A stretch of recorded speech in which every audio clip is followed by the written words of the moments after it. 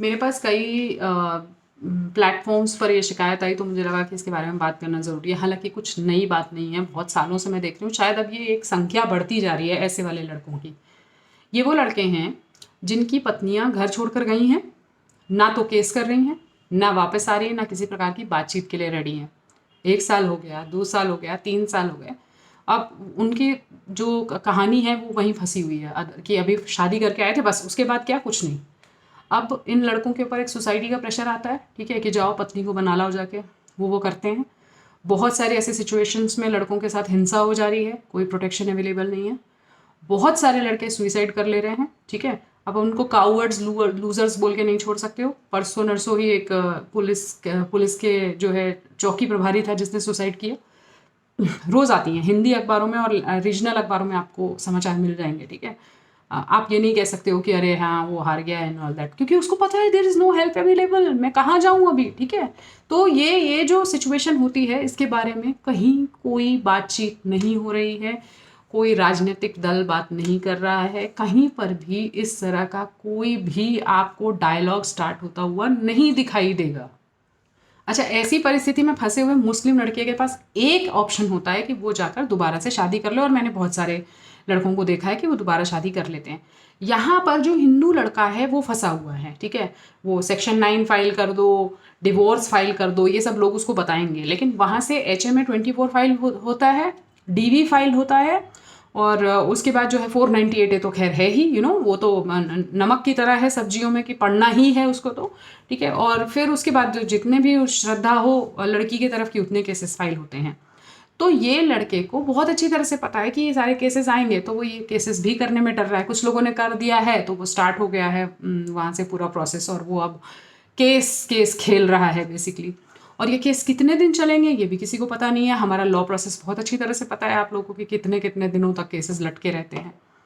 तो बेसिकली बात ये है कि ये लड़के जिनकी शादियां जो हैं ऑन द रॉक्स है, ठीक है, और उनको नहीं पता है कि अब क्या करना है, अब इस सिचुएशन में हमें जाना कहाँ है।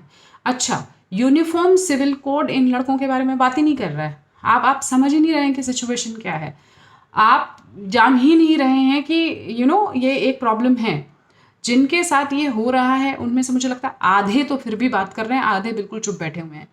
तो उन सबसे मेरी ये अपील है, और उनके परिवार वालों से अगर आप लोग देख रहे हैं, उनकी बहनों से, उनके मदर्स से, उनके फादर्स से, फ्रेंड्स से, पड़ोसियों से, आपके पास जब कल को कोई राजनीतिक दल आता है या राजनीतिज्ञ आकर वोट मांगता है, प्लीज़ उन नेताजी से ज़रूर पूछिए कि आप हमारे लिए क्या कर रहे हैं। जिन जिन प्लेटफॉर्म्स पे UCC की बात हो रही है वहाँ पर ये वाला प्रश्न पूछिए जाके कि इन हिंदू लड़कों का क्या, ये लोग कहाँ जाएं, इनके लिए क्या कोई रेमेडी अवेलेबल है। अगर नहीं तो ये आधे फंसे हुए लड़कों से आप क्या चाह रहे हैं जब उनके लिए प्रोटेक्शन अवेलेबल नहीं है। वो टैक्स पेयर है, वो सब कुछ कर रहा है जो एक नागरिक करता है। तो उसको अगर ये सुविधा और सुरक्षा अवेलेबल नहीं है तो इस UCC का हम क्या करें, ठीक है। ये UCC का विरोध नहीं है, बल्कि मुझे लगता है ये बहुत अच्छा मौका है। इस वक्त आपको अपनी बात करनी चाहिए ताकि आप अपनी उपस्थिति दर्ज करा सकें कि ये हम लोग भी हैं, देयर इज़ दिस कम्युनिटी, 100 से ज़्यादा NGOs हैं जो काम कर रहे हैं इस मुद्दे पर।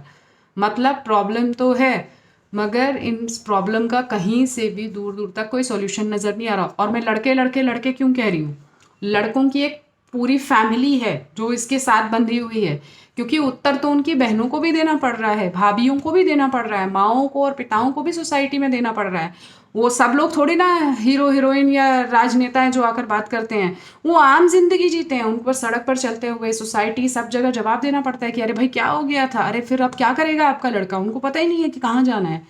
तो यहाँ पर आप फिलोसॉफिकल आंसर देकर लड़के को चुप नहीं करा सकते, और तुम्हारी ज़िंदगी जी सकते हो तो मैं भी दे सकती हूँ सब फंडा, बहुत ज्ञान अवेलेबल है इंटरनेट पे। सच यही है कि ऐसे लड़के जो इस तरह से फंस जाते हैं उनके पास कुछ भी रेमेडी अवेलेबल नहीं है। And UCC is not talking about these Hindu man, ये प्रश्न है, और ये प्रश्न आप सबको मेरे साथ मिल करके पूछना चाहिए ताकि हम इस प्रश्न को आगे ले जाएं कि UCC में इन लड़कों का क्या, हम हैं कि हम नहीं। नमस्कार।